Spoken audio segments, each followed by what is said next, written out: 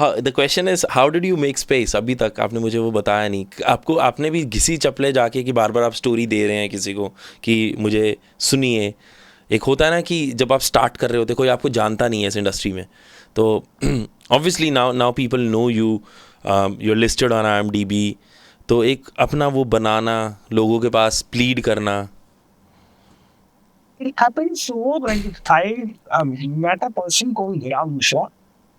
He is now, his pen name is Rashmi Virat, and he's very famous lyricist. He wrote Zinda Ho में गाना लिखा था उन्होंने, वो संगत वगैरह के साथ में जो शूट हुआ था, बहुत famous song.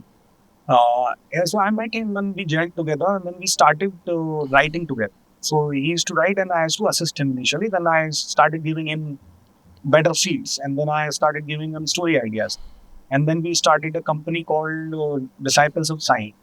And then we used to produce a show for Red FM called Prayas okay. for a year. तो उस कंपनी के अंदर हमने वो शो किया. उसी बीच में ना राइटिंग का धीमे धीमे, और प्लस मेरी जो ना बहुत सारे, because of I met a lot of senior directors and writers. And then apart from that मेरा भी अपना एक छोटा छोटा धीमे धीमे बिल्ड हो रही स्पेस थी बनने लग गैंग, गया. स्पेस बन रहा था. तो मैं भी कहानियां लिखने में मेरे को इंटरेस्ट तो आई गया था, और मैं डायरेक्टर बनने ही गया था मुंबई. और पहले मैंने म्यूजिक किया for few few few month, few years actually, तो 2.5 साल. ठीक है. तो I wrote a film called band से बजनी पे, फर्स्ट ओरिजिनल फिल्म. उससे पहले तो मैं आइडियाज से मिल जाते थे, और एक भी कंप्लीटली ओरिजिनल फिल्म मैंने बैंड से बजनी लिखी 2011 में. मैंने कंप्लीट कर दी लिख के, और फिर मुझे उसके लिए एज अ राइटर ऑफर मिली. I wanted to direct. People are not giving me this thing because उनको लगता है नया लौंडा है, क्या ही करेगा. दाढ़ी वाड़ी मैंने बाद में इसी रूप धर के रखी. पहले तो मैं क्लीन शेव था, डॉक्टर भी था और क्लीन शेव रहता था, तो और उनको लगता था भाई कैसे डायरेक्ट करेगा, डायरेक्टर तो सीनियर होना चाहिए. तो मैंने दाढ़ी वाड़ी रखना रखी. उसके बाद फिर लोगों ने थोड़ा सीरियसली लेने शुरू किया. लेकिन वो फिल्म बनाने के लिए मैंने बहुत पापड़ बेले.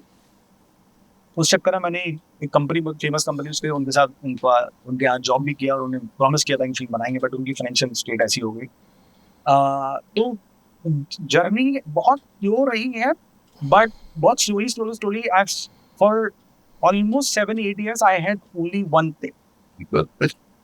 I had ideas, but only one script. I was pitching it right, left, center. I was pitching it everyone I knew, all the good actors. Some of them are got ready, पर वो कहीं ना कहीं सब कुछ match होना बहुत जरूरी होता है. तो वो कुछ लोगों ने हाँ भी बोली, फिर वो फिल्म कोई बनाना भी चाहता था, बहुत सारी चीजें हुई. फिर 2017 में मैंने एक साथ में 2-3 फिल्में लिखी, 2-3 फिल्म आइडियाज लिखे मैं. और उसके बाद में कुछ ऐसा हुआ कि मेरा स्पीड जो राइटिंग बहुत फास्ट हो गया. एंड आई फिगर्ड कि मुझे आप समझ में आ गया कि स्क्रिप्ट कैसे लिखी जाती. तो कहानी ढूंढना भी सबसे, स्क्रिप्ट लिखना तो एक अलग विधा है, लेकिन कहानी को ढूंढना, बोलते हैं कहानी अपने आप आपके पास, राइटर के पास चल के आती. तो मुझे जो कहानियां आपस में सामने से एनकाउंटर होना शुरू होगी, उनको मैंने एब्जॉर्ब करना शुरू कर दिया, उनको लिखना शुरू कर दिया. जर्नी बहुत कॉन्स्टेंट रही है, और उसके लिए मैंने बहुत सारी मेहनत की है ऑन मेरे अपनी लाइफ को अलाइन करने की. कि अगर अपने आप को हैबिट नहीं डालते हो लिखने की, तो आपका राइटर बनना एक आध चीज पब्लिश हो जाएगी, वो चीज आपकी फेमस हो जाएगी, पर कंसिस्टेंटली अगर आपको परफॉर्म करना है, देन यू नीड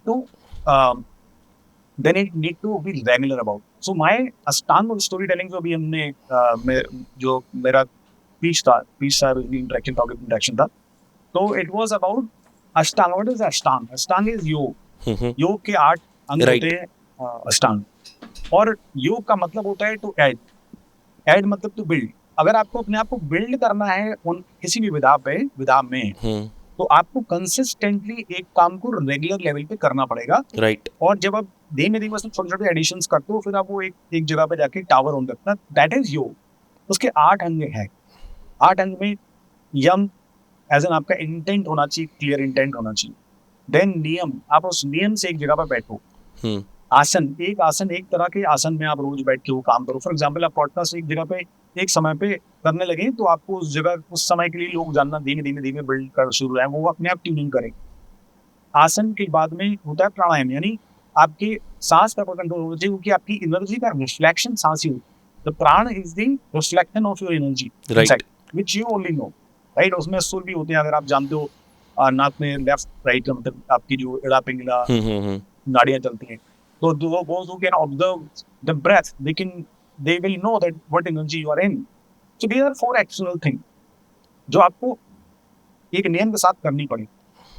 फिर आपकी इंटरनल चीज होती है। तो यही अष्टांग मैंने अप्लाई लगभग हर जगह किया, जिसमें कि अपनी स्टोरी टेलिंग में भी मैंने किया। और यही है कि आज मैं उस बारे में बात भी कर पाता हूँ। I tell people how to apply yoga in your work, your passion, your जो भी आपकी लाइफ में आप करना चाहते हो, आपको अष्टांग अप्लाई करोगे, वो अपने आप बिल्ड होके कन्वर्ट होना शुरू हो जाएगी। उसके लिए आपको कोई मैथमेटिक्स नहीं चाहिए, कोई उसके लिए आपको क्लिनिकली कंडीशन नहीं चाहिए, अच्छा समय बुरा समय नहीं चाहिए।